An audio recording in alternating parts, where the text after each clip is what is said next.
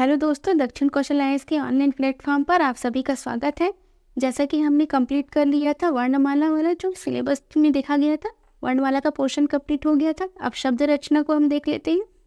चलिए, शब्द रचना देखिए, ये मैंने एक नोट्स बनाया है, वो मैं आपको डिस्कस करते हैं हम आपके साथ। देखिए, वर्णों के सार्थक संघात को क्या कहते हैं? शब्द कहते हैं। वर्णों के सार्थक संघात को क्या कहते हैं? शब्द कहते हैं। अब देखते हैं शब्द के कितने प्रकार होते हैं। तो पहले रचना के आधार पर शब्दों के प्रकार हम देख लेते हैं। ऋण शब्द, योग ऋण और यौगिक। अब ऋण शब्द क्या होते हैं? रूप शब्द जिसका उपसर्ग प्रयोग नहीं होता। ऋण शब्द में कोई भी उपसर्ग प्रयोग नहीं होता और ना ही उसका संधि विच्छेद होता है।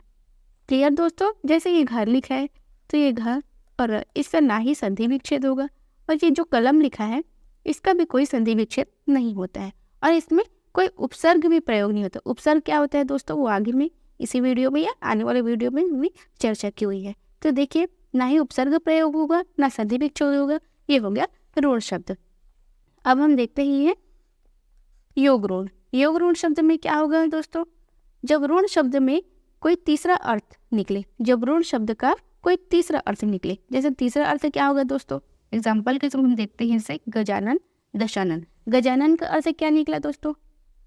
गणेश जी, और दशानन का अर्थ लंकुश जी। उसी प्रकार हम एग्जाम्पल देखते हैं, जैसे चार पाई हो गई। तो चार पाई, जिसके चार पाई हो उसका अर्थ खाट से लिया गया है, ना कि गाय और कुर्सी से। तो इस प्रकार दोस्तों योग ऋण आपको समझ में आया होगा। ऋण शब्द से जब कोई तीसरा अर्थ निकल जाए तो हो जाता है योग ऋण। उसी प्रकार हम आगे देखते हैं, जैसे ये शब्द है यौगिक। यौगिक में देखते हैं दोस्तों, आपको पता ही होगा योग मतलब दो शब्दों को एक में मिलाना या फिर दो शब्दों के मिलने से बना होगा। तो देखो, इसके सार्थक खंड नहीं हो सकते। यौगिक के कोई भी सार्थक खंड नहीं होगा। अब देखो, विद्या और आलय, इन दोनों को मिलाएंगे तो क्या हो जाएगा? विद्यालय। पुस्तक, आलय, ये भी क्या हो जाएगा आपका? हाँ, पुस्तकालय। अब उसी प्रकार हम यहाँ पर एग्जाम्पल लेते प्रधानमंत्री। तो प्रधानमंत्री कैसे किससे मिलकर बना होगा? प्रधान प्लस मंत्री, प्रधानमंत्री। अब आगे देखते हैं, हम आगे स्लाइड पे चलते हैं। ये देखिए दोस्तों, उत्पत्ति के आधार पर शब्द के कितने भेद हैं? तो शब्द के भेद के या प्रकार के 4 प्रकार होते हैं। यहाँ पर देखो, तत्सम, तद्भव, देशज, विदेशज। अब तत्सम की हम सबसे पहले तत्सम की चर्चा करते हैं। तो तत्सम शब्द किन्हें कहेंगे? देखिए दोस्तों, ये है तत्सम शब्द और ये है तद्भव शब्द। तो तत्सम शब्द मतलब संस्कृत के जैसे ही जो शब्द प्रयोग हो जाए वो है आपका तत्सम शब्द। तत्सम में जैसे भूमि, प्रथम, राष्ट्र, वर्ष। जैसे वर्ष ये तत्सम हुआ तो अब इसका तद्भव रूप देखते हैं। तो तद्भव क्या? जो आम बोलचाल की भाषा में प्रयोग हो वो तद्भव हो गया। तो तद्भव शब्द में वर्ष को क्या कहेंगे? तो बरस कहते हैं। जैसे मात्र और पितृ ये तत्सम हुए तो माता और पिता वो क्या हो जाएंगे? तद्भव हो जाएंगे। उसी प्रकार कार्य जो है वो तत्सम शब्द हो जाएगा और काम जो है वो तद्भव शब्द हो जाएगा। आगे देखते हैं दोस्तों, अब ये है तद्भव और तत्सम दोनों ही क्लियर हो गया। अब ये है तद्भव विदेशज शब्द और ये विदेशज शब्द। तो देशज शब्द वैसे शब्दों को कहा जाता है स्थानीय बोलियों या उपभाषा में आए क्षेत्रीय शब्द या देसी शब्द जो है वो देशज कहलाते हैं। जैसे देशज शब्द का कुछ उदाहरण लेंगे तो क्या हो जाएगा? जैसे खाट, ढूंढना, ये सब क्या है? देशज शब्द, स्थानीय बोलियों में जो प्रयोग हो जाए। और ये विदेशी शब्द जो विदेशी भाषा होंगी वो विदेशी शब्द जनरली कहलाएंगी। आगे देखते हैं, अर्थ के आधार पर 4 प्रकार के होते हैं। शब्द की बात कर रहे हैं तो अर्थ के आधार पर 4 प्रकार के होंगे। क्या क्या होंगी? पर्यायवाची, विलोम, समुच्चारित और अनेकार्थी। इन्हें हम बाद में देखेंगे दोस्तों। ये सब हम अभी उनका जो प्रकार है वो देख रहे हैं। आगे देखते हैं दोस्तों। हाँ, अब प्रयोग के आधार पर ये क्या लिखा है? प्रयोग के आधार पर शब्द के कितने भेद है? तो शब्द के प्रयोग के आधार पर कितने भेद है? 8 भेद होते हैं। तो 4 उसमें क्या हो गया? विकारी हो गया और 4 हो गया अविकारी। तो विकारी शब्द में क्या क्या आएंगे पहले वो देखते हैं। संज्ञा, सर्वनाम, विशेषण और क्रिया विशेषण। क्रिया, संज्ञा, सर्वनाम, विशेषण और क्रिया, ये क्या होगा? विकारी शब्द। क्रिया विशेषण इधर है अविकारी में। क्या क्या है अविकारी में देखते हैं? समुच्चय बोधक, समुच्चय बोधक, क्रिया विशेषण, संबंध बोधक और विषमयादी बोधक। ये क्या है? अविकारी शब्द है। अब अविकारी शब्द में क्या क्या होंगे वो देखते हैं, और विकारी शब्द में क्या क्या होंगे वो हम देख लेते हैं। तो विकारी शब्द कहे या सविकारी कहे, सब कुछ सेम ही है।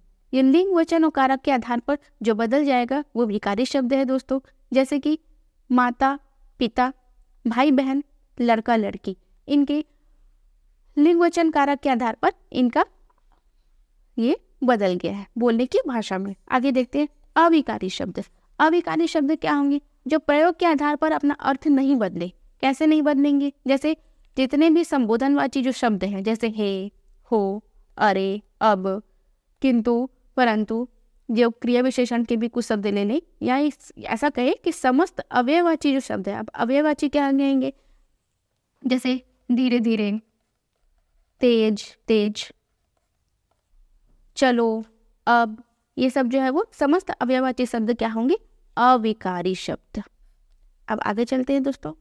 ये है क्रिया विशेषण। क्रिया विशेषण से भी कुछ शब्द जो होंगे, जैसे क्रिया विशेषण पूरा शब्द ले लीजिए। धीरे धीरे हो गया, तेजी से, कैसे, हो, अरे, ये सब जो शब्द है वो सब अविकारी के रूप है। और ये निरर्थक शब्द, निरर्थक शब्द का आम बोलचाल में कई बार उपयोग होता है। जैसे राम वाम लोग आएंगे, मोहन वोहन चले गए होंगे, पानी वानी ले आओ, तो ये सब निरर्थक शब्द है जो भी अविकारी में ही आता है।